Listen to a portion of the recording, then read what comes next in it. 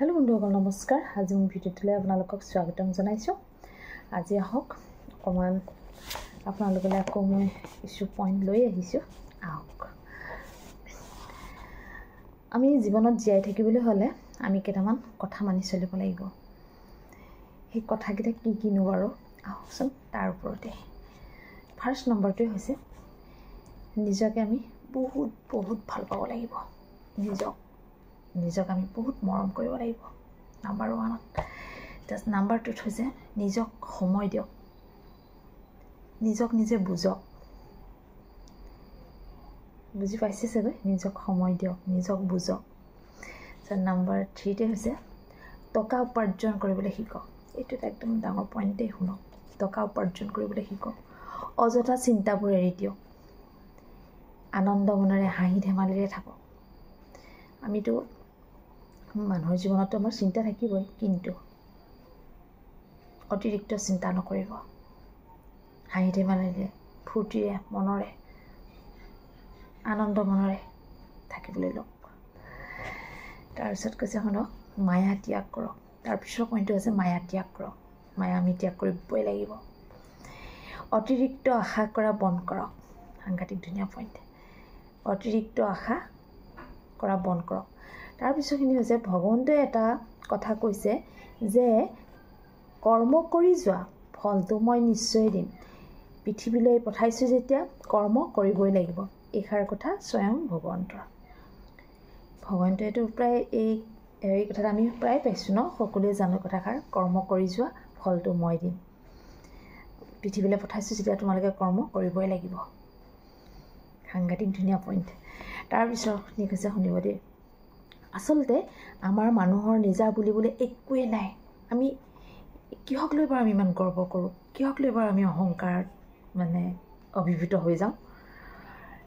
ক'বলৈ গ'লে মানুহৰতো একোৱেই নাই ন? তথাপিতো চব আহকচোন তাৰ ওপৰতে। কিন্তু আমি মানুহে পাহৰি যাওঁ বহুতো কথা। আমাক জন্ম দিয়া আনে আৰু শেষ যাত্ৰাও আনেই নিয়ে। আনৰ কান্ধতে উঠি যাব লাগিব, হয়নে? আৰু মাজৰখিনি আকৌ সেইখিনিও কিন্তু আনৰে বুলি কোৱা হৈছে। চব জন্ম দিয়ে বেলেগে।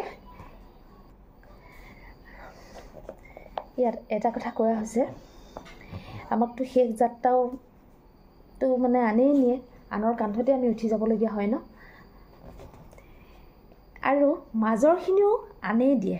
কি কি দিয়ে শুনকচোন কওঁ। জন্মৰ পিছত নামটো কোনে দিয়ে বাৰু? আমাৰ এটা নাম দিব লাগে ন? সেই নামটো আনেই দিয়ে কৈছে। শিক্ষাটো আনেই দিয়ে। উপাৰ্জন আনৰ পইচা। আৰু সম্পদো আপুনি সম্পদ যদি নিজে গঢ়েও সেই সম্পদখিনিও আকৌ আনেই লৈ থ'ব। আপুনি লৈ যাব পাৰিব জানো? চাওক আপোনাৰ কি আছে নহ'লে? একোৱেই নাই ন? কিন্তু তথাপি মানুহৰ ইমান অহংকাৰ কিয়? চাওক তথাপিতো আমাৰ মনুষ্যৰ কিমান অহংকাৰ। আৰু এটা কথা ডাঙৰ বহুত ডাঙৰ অহংকাৰ এটা কি জানেনে? মানুহৰ আৰু এটা বিৰাট ডাঙৰ অহংকাৰ আছে। কি বাৰু কওকচোন? মেইন পইণ্টটোতে কি বাৰু? মই আৰু মোৰ। এই দুটা শব্দৰ পৰাই মানুহজনক অহংকাৰত নিমিষতে ডুবাই পেলায়। মই আৰু মোৰ শব্দটো চাবচোন।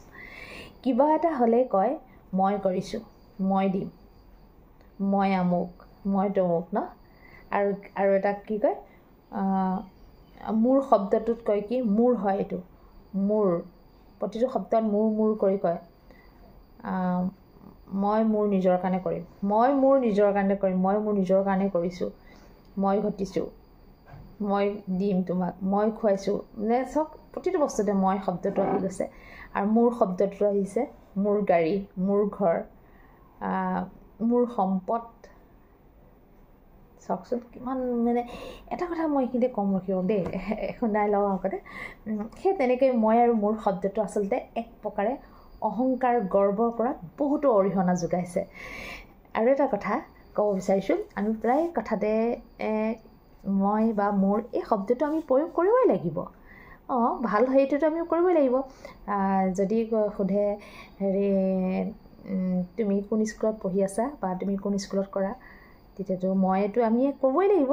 আৰু হয়তো আপোনাক সুধিব পাৰে যে বা আপোনাৰ বাচ্চাকেইটা বা আপোনাৰ ঘৰ ক'ত, মোৰ ঘৰ, তেতিয়া আমি ক'বই লাগিব মই মোৰ শব্দটো, কেতিয়াবা সেইটো ভাল হেৰিত কোৱা হয়। কিন্তু গৰ্ব অহংকাৰ কৰাটোতো কিন্তু মই আৰু মোৰ শব্দটোৱে চাওক ভালত কিমান ভাল কাম হৈ আছে আৰু বেয়াটো বেয়া, সাংঘাতিকে বেয়া। কিন্তু মই এই কথাটো আচলতে ক'ব বিচাৰিছোঁ এইটো কাৰণে, মই মোৰ শব্দটো আচলতে অহংকাৰ কৰাত বহুতো অৰিহণা যোগাই আহিছে। কথাটো সঁচা হয় নহয় কওকচোন বাৰু, আপোনালোকে চিন্তা কৰকচোন, কথাটো হয় নহয়, আমি সকলোৱে জানো ন, কিন্তু মানে তথাপিতো আমি সেই অহংকাৰ এৰিছোনে বাৰু? কিন্তু মই ভাবোঁ অহংকাৰ মানে পতন। অহংকাৰ কৰিলে কি হয় আমি সকলোৱে জানো, তথাপিতো মানুহে আমি অহংকাৰ নেৰোঁ ন।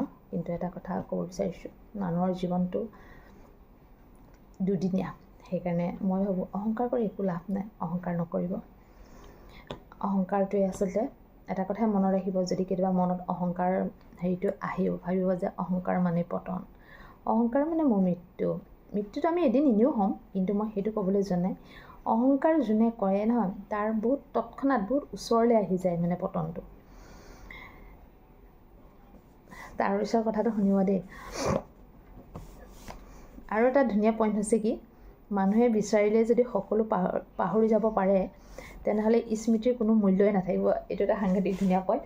মই অহংকাৰৰ কথাটো আপোনালোক ক'লোৱে, মই মোৰ আৰু শব্দটোৰ ওপৰত, মানে মই মোৰ শব্দটোত একদম বহুত ধুনীয়া ধুনীয়া কামতো ইউজ হয়, আৰু মই মোৰ শব্দটো একদম লেতেৰা সেইটো ইউজ হয়। আৰু কেলৈ ক'ব বিচাৰিছোঁ, মই মোৰ শব্দটোত মই লেতেৰা এইটো কাৰণে ক'ব বিচাৰিছোঁ, অহংকাৰটোতো কোনো আমাৰ ভাল বস্তু নহয় ন।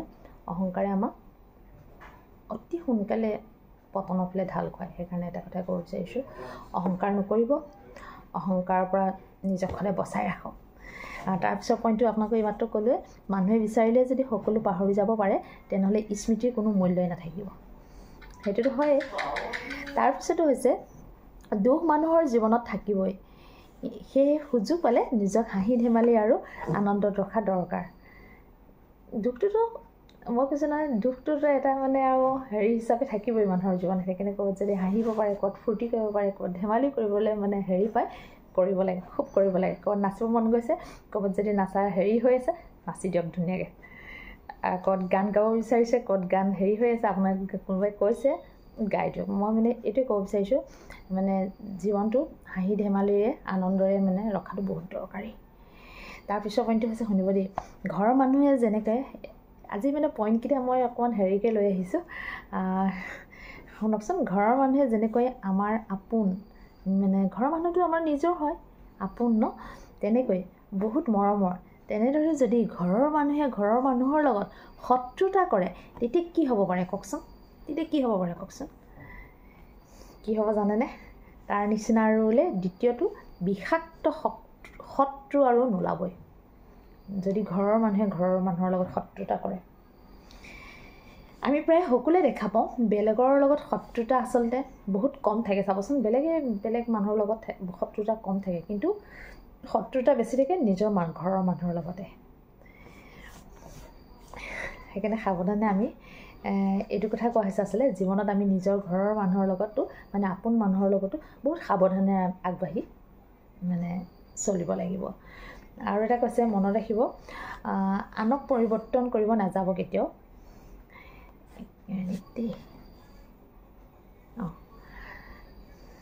আৰু এটা ধুনীয়া পইণ্ট, আনক পৰিৱৰ্তন কৰিব নাযাব, নিজক পৰিৱৰ্তন কৰি লোৱাটোহে আমাৰ বুদ্ধিমানৰ কাম বুলি কোৱা হৈছে।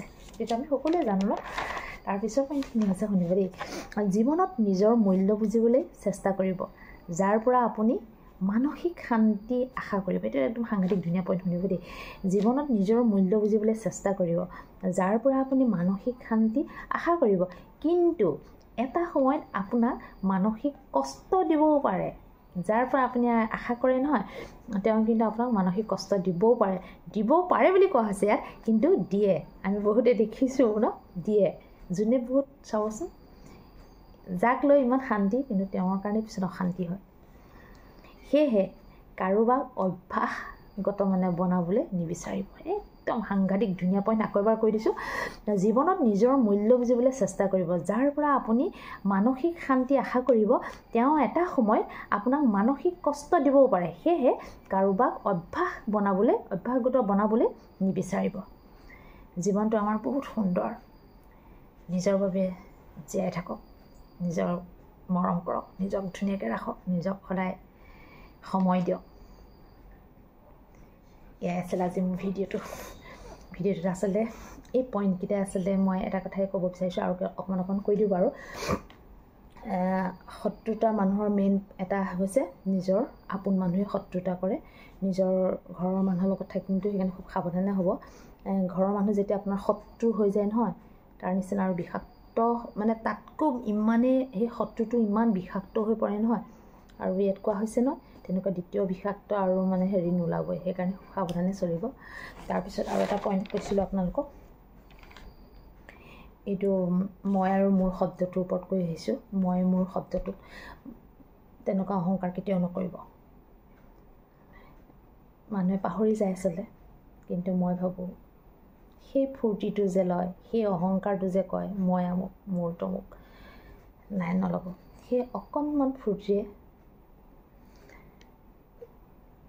আপোনাৰ পতন হ'ব ইয়াত অলৰেডি কৈ থৈছে এইখিনি কথা আছিলে ভগৱন্তৰ কথা ভগৱন্তই কয় ন মই দিবলৈ মোৰ বেছি সময় নালাগে তোমালোকক মই দিওঁ কিন্তু তাতকৈও মোৰ নিবলৈও বহুত বেছি সময় নালাগে সেইকাৰণে অহংকাৰ নকৰিবা অহংকাৰ মানে পতন এইটো ভগৱন্তই কৈ থৈছে এয়াই আছিল আজি মোৰ ভিডিঅ'টো আজি নহ'লে ভিডিঅ'টো মই ইমানতে ৰাখোঁ মই আকৌ নেক্সট ভিডিঅ'লৈ আপোনালোকৰ ওচৰত আহি আছোঁ আৰু যদি নতুন কোনোবাই চাই আছে মোৰ ভিডিঅ'টো প্লিজ ছাবস্ক্ৰাইব কৰি থৈ যাব আৰু যদি পেজটো চাই আছে ফ'ল' কৰি থৈ যাব আজিলৈ ৰাখোঁ নমস্কাৰ